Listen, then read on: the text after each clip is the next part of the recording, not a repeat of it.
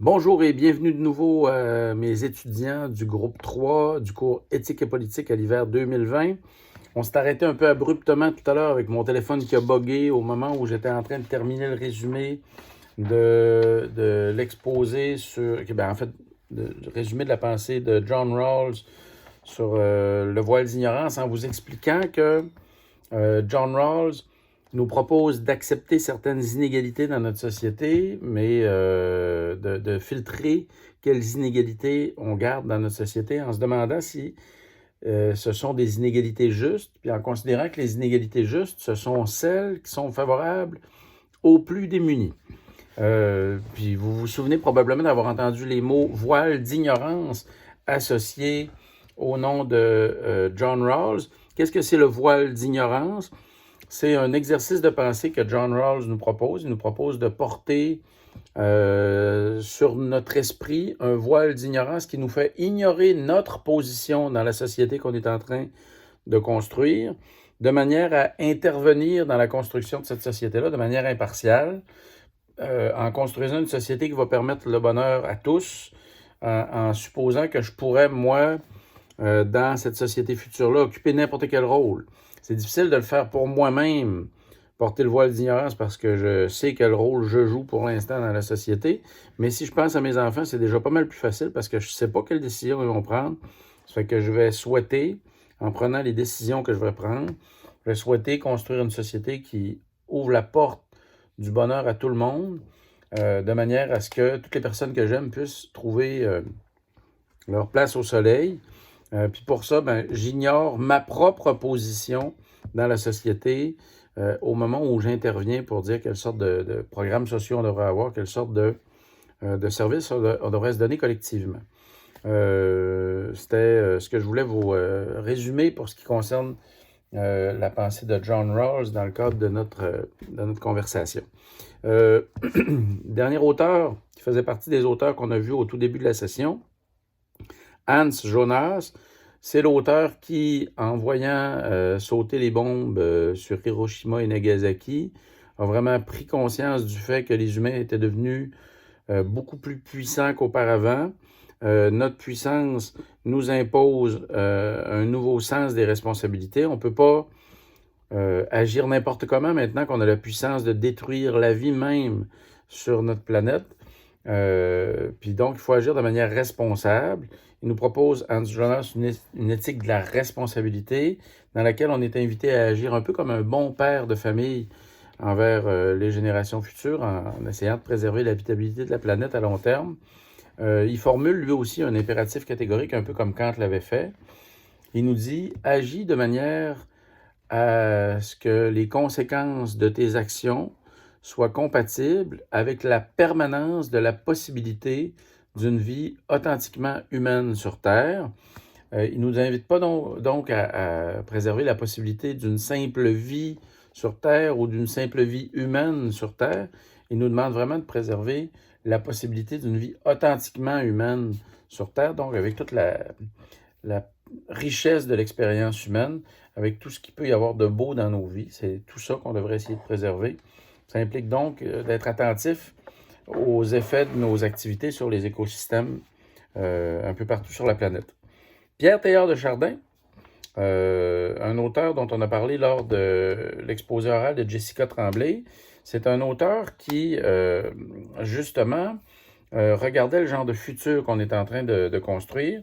C'est un jésuite qui est à la fois un religieux et un scientifique, un paléontologue qui réfléchit à l'histoire de l'humanité, puis qui regarde avec attention ce qu'on est en train de développer comme outil de communication au moment où lui, il développe ses hypothèses concernant l'évolution humaine.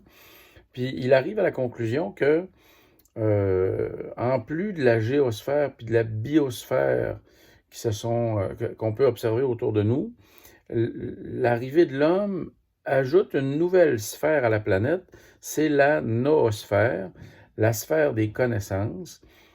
Puis Pierre Teilhard de Chardin voit qu'en devenant de plus en plus capable de communiquer d'un bout à l'autre de la planète, les humains peuvent partager tellement plus profondément leur point de vue que c'est un nouveau moment dans l'histoire qui est en train de s'ouvrir, un moment où l'humanité va pouvoir s'unifier à l'échelle planétaire dans une fraternité planétaire qui rappelle un peu à Pierre Teilhard de Chardin la promesse que le Christ a fait à l'humanité de revenir sur Terre, puis qui évoque un peu l'idée d'une humanité qui s'unifie, puis qui devient elle-même, à cause de cette unification-là, omniprésente, puis capable de faire des grandes choses à l'échelle de la planète, puis de se rapprocher donc de ce retour-là du Christ sur Terre. Pierre Teilhard de Chardin parle de noogénèse quand il parle de l'apparition de cette sphère-là qui englobe maintenant toute la planète, la sphère où les idées humaines circulent. Puis il parle de christogénèse lorsqu'il évoque ce moment-là de notre histoire. Il y a un exposé oral de William Murray qui va peut-être apparaître dans vos lectures de chevet dans les prochains jours. Résumons-en l'essentiel au cas où. Qu'est-ce qu'il dit? Qu'est-ce que c'était censé être cet exposé oral-là? C'est un exposé sur le communisme. Qu'est-ce que c'est l'idée derrière le communisme? C'est que au lieu de se faire constamment la guerre dans une économie comme celle que le libéralisme nous propose, d'avoir une guerre fondée sur la recherche personnelle de profit qui nous encourage à être égoïstes intelligemment de manière à toujours avoir des échanges économiques les plus fructueux possibles, les communistes, eux, ce qu'ils constatent, c'est que des échanges économiques basés sur l'égoïsme, ça crée des inégalités parce qu'il y a des gagnants puis des perdants dans ces échanges économiques-là. Puis ça crée des inégalités tellement sauvages qu'il y a des laissés pour compte qui voient leurs conditions de vie se détériorer massivement. Puis ne serait-ce que par révolte, c'est presque certain que ce mode de développement d'une économie sur la base de l'égoïsme, ça va finir par éclater. Karl Marx pense qu'on va finir par mettre fin à l'économie libérale puis au capitalisme, de la même manière qu'on a fini par couper la tête des rois parce que c'est un régime injuste. Puis il pense qu'au lieu d'avoir une économie dans laquelle les riches s'accaparent les moyens de production, puis où les prolétaires travaillent pour enrichir les riches, Karl Marx pense qu'on devrait être collectivement propriétaire de tous les moyens de production. C'est ça l'idée du communisme. On devrait être collectivement propriétaire de tous les moyens de production de manière à faire disparaître les classes sociales. Puis si on le faisait, on n'aurait plus besoin d'avoir des États qui nous surveillent parce qu'on serait solidaires les uns avec les autres au lieu d'être à couteau tiré puis d'avoir besoin d'être surveillés parce qu'on est jaloux les uns des autres. Cette idée-là du communisme, c'est une idée qui a déjà été très populaire. Il y a déjà eu la moitié du monde qui y a cru. Il y a eu une guerre froide qui a duré une bonne partie du 20e siècle entre les pays qui croyaient être capables d'incarner ce communisme idéalisé-là, puis les pays qui n'y croyaient pas, puis qui croyaient plutôt qu'il fallait continuer d'avoir une économie capitaliste. Dans les deux cas, ça a donné lieu à des exactions innommables. Puis, du côté du communisme, on pourrait parler des goulags, puis des millions de morts par les famines créées par une économie inefficace qui était le fruit de cette vision-là de l'économie qui était proposée par des versions totalitaires du communisme. De l'autre côté, on pourrait parler aussi des exactions commises par les pays capitalistes qui se sont accaparés parfois les ressources des pays pauvres de toutes sortes de manières plus ou moins catholiques. Il y a eu une longue histoire d'impérialisme colonial un peu partout sur la planète. Les Occidentaux ont joué dans ce film-là. Ici, on parle français parce que la France faisait partie des nations coloniales qui ont envahi une partie du monde, les Anglais aussi, les Espagnols aussi, les Portugais aussi, les Italiens aussi. Chacun prenait son bout de planète, allait l'envahir, puis prenait les ressources en se croyant autorisé par le fait d'aller civiliser un peu partout sur la planète. Ça finit par prendre un peu fin au 20e siècle, cette manière-là de se croire autorisé d'aller prendre les ressources des autres dans une vision très colonialiste du monde, mais l'impérialisme n'est pas mort quand même. Il y a eu un néocolonialisme qui s'est installé. Puis quand Charles Bergeron-Hamelin nous a parlé de John Perkins, puis de son livre Les Confessions d'un assassin financier, ben c'est cette nouvelle version-là de l'impérialisme dont on a pu prendre connaissance, un impérialisme qui se traduit d'une nouvelle manière, au lieu de carrément envahir les pays dont on convoite les ressources. Ce qu'on faisait dans les cercles fréquentés par John Perkins, c'est qu'on envoyait des personnes corrompre les dirigeants des pays dont on convoitait les ressources. On envoyait des gens pour les corrompre. C'était les assassins financiers, ces gens-là. Ces gens-là allaient voir les élites pour les convaincre de faire construire dans leur pays avec de l'argent emprunté des constructions dont il n'y avait pas besoin. Quand il arrivait à convaincre, en les corrompant, les dirigeants des pays du Sud de s'endetter pour des constructions dont il n'y avait pas besoin, pour des projets dont il n'y avait pas besoin, ces pays-là s'endettaient, puis quand ils n'étaient plus capables de rembourser leurs dettes, on exigeait de pouvoir construire des bases militaires chez eux ou de se faire rembourser en prenant les ressources naturelles du pays. Puis si jamais le dirigeant du Sud, dont on allait chercher comme ça les ressources, on allait essayer de le convaincre, de le corrompre, s'il refusait de se laisser corrompre, là, on envoyait dans une deuxième phase des gens pour carrément le tuer. C'est ce que John Perkins nous décrit dans son livre. Il décrit d'abord la première vague qui consiste à envoyer des assassins financiers, puis ensuite, on envoie lui, il les appelle des chacals, on envoie des gens carrément tuer les dirigeants politiques récalcitrants. Puis il y a eu plein de cas dans l'histoire récente où des dirigeants politiques de pays récalcitrants au Soudan du Nord ont été abattus de cette manière-là. Puis si jamais ni l'une ni l'autre des deux options fonctionnaient, ben là, on utilise tout simplement l'option militaire, puis on rentre dans le tas avec l'armée pour prendre les ressources qu'on convoite. C'est ce qui est arrivé, par exemple, à l'Irak récemment ou à la Libye, avec les conséquences qu'on connaît aujourd'hui. C'est que vous voyez que John Perkins, il nous fait la description de la manière dont se passe l'impérialisme désormais, puis il nous décrit que les dettes des pays du Sud ont beaucoup été construites de cette manière-là pour pouvoir voler les ressources des pays du Sud, puis quand les dirigeants des pays du Sud refusaient de collaborer, on les butait pour les remplacer par des gens par des laquais plus serviles. Puis si c'était pas suffisant, on envahissait avec l'armée.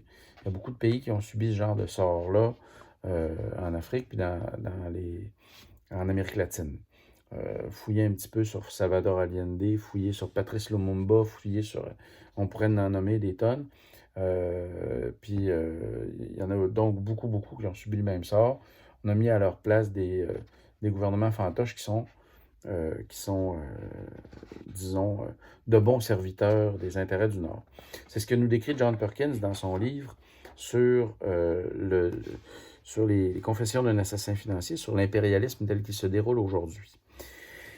Le débat qu'il y a eu sur le communisme et le capitalisme dont je vous parlais, avec les exactions commises par chaque camp, avec le néo-impérialisme dont on parlait à l'instant, tous ces débats-là sur le meilleur système économique possible pour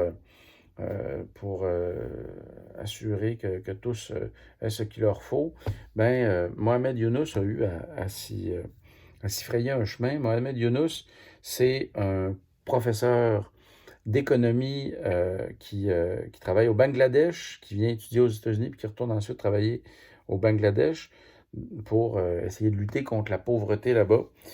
Puis lui, ce qu'il constate lorsqu'il arrive, c'est qu'il y a certaines personnes qui sont maintenues dans une pauvreté extrême, faute de pouvoir emprunter un tout petit montant.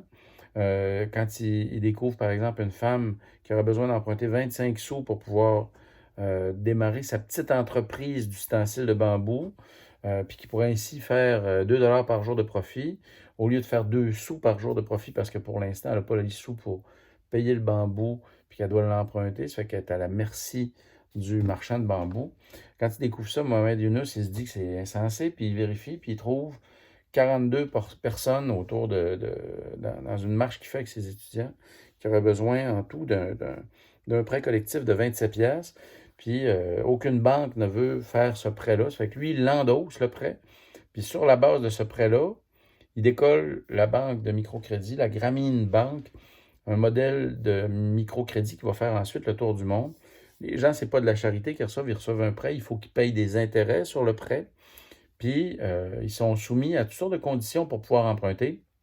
Une des conditions les plus importantes, c'est qu'ils doivent emprunter en groupe de manière à promettre de rembourser la dette de chacun des individus ensemble, si jamais il y en a un des individus qui fait défaut. Évidemment, ça crée une solidarité entre les emprunteurs, puis ils ont toutes sortes de règles aussi à respecter qui les amènent à améliorer leur vie matérielle avant même de se démarrer une micro-entreprise en empruntant des sous. Puis ça donne des résultats fantastiques. Puis ça sort des millions de personnes au Bangladesh de la pauvreté. C'est un modèle économique ensuite qui va faire plein de petits, ce modèle-là, puis qui va valoir à Mohamed Yunus le prix Nobel de la paix sur cette base-là. Vous voyez qu'on peut avoir des modèles économiques de rechange face aux modèles économiques traditionnels qui nous ont suivis au cours du 20e siècle. Il y en a qui poussent encore plus loin la réflexion, puis qui disent que ce soit le communisme ou le capitalisme, dans les deux cas, on est face à des modèles économiques qui donnent trop de pouvoir à des individus. Puis cet excès de pouvoir-là entre les mains de certains individus, ben, c'est ce qui est l'objet de la dénonciation des anarchistes. Les anarchistes croient en la possibilité pour les humains de s'arranger sans avoir un pouvoir central qui leur dicte comment agir. Les anarchistes, c'est des gens qui contestent toutes les hiérarchies de pouvoir, puis ça implique donc qu'ils vont contester le patriarcat qui donne trop de pouvoir aux hommes, ils vont contester la religion qui donne trop de pouvoir aux gens, aux ecclésiastes, aux prêtres, aux papes, ils vont contester l'économie capitaliste qui donne trop de pouvoir aux riches, ils vont contester l'organisation étatique qui donne trop de pouvoir aux rois ou aux élus qui oublient qu'ils sont des élus au service du peuple, puis qui finissent par se voir comme les maîtres du peuple. Toutes ces structures de pouvoir-là doivent être combattues d'après les anarchistes. Puis eux, ils proposent des modèles d'organisation sociale qui se basent sur l'autogestion. Ils croient en l'ordre, en la possibilité d'établir l'ordre entre les humains sans qu'il y ait besoin d'établir le pouvoir d'un certain humain sur les autres.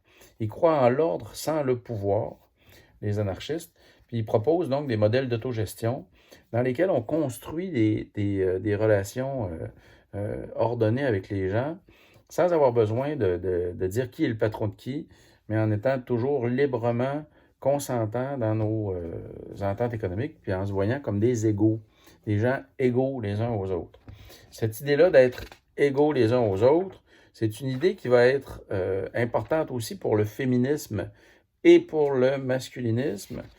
Le féminisme mène une lutte très importante au cours des 2 derniers siècles pour que la condition des femmes s'améliore, pour que les femmes obtiennent le droit de vote, pour que les femmes obtiennent le droit de signer leur propre contrat, d'avoir un travail, d'avoir un salaire, de gérer elles-mêmes leur corps, de consentir ou non à avoir une progéniture, de gérer leur vie finalement. Les femmes, encore récemment, n'avaient même pas le droit de signer un contrat. Là. Elles étaient mineures à vie au Canada, encore tout récemment. Il y a des gens qui sont nés au Québec avant que le droit de vote ne soit octroyé aux femmes. C'est dire à quel point il y a eu du chemin de parcouru. Maintenant, les masculinistes, eux, ce qu'ils disent, c'est que les féministes ont bien fait de mener ces luttes-là, puis que maintenant, il faut aussi que les hommes se solidarisent pour s'assurer de lutter collectivement contre les souffrances qui les frappent. Si, par exemple, on s'aperçoit que les hommes se suicident beaucoup plus, bien, il faut que les hommes travaillent ensemble pour améliorer leur sort. Si on s'aperçoit que les jeunes hommes décrochent plus, bien, il faut améliorer les écoles pour qu'elles soient plus accueillantes pour les hommes. Fait que vous voyez, il y a un travail important à faire pour assurer l'égalité des sexes, puis chacun des sexes a une importance dans ce travail-là de construction de l'égalité. Voilà, c'était la 3e section du résumé. On continue